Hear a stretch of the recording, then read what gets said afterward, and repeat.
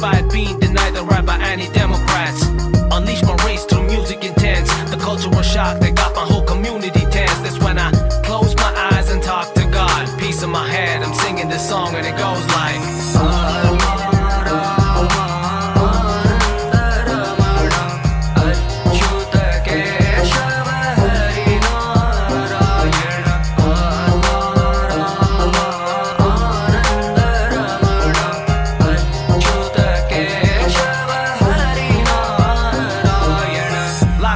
octopus trying to choke you with tentacles. Survived by only those who prove to be sensible.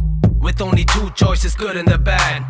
The hardest part is to be choosing a path. Check this, I could've got myself in dealing with drugs. Or maybe pop a weaker person there while chilling with thugs. Maybe blow up my father's money spending on clothes. Faking attitude for winning all them feminine votes. One point of time I got absorbed in foolish lies. Was juvenile, thought it was cool to get into brutal fights. I even had the thrilling urge to kill. The next second the whole feeling reversed to guilt. I was offered a gun, that's when I dropped it for a mic. Took rap as a career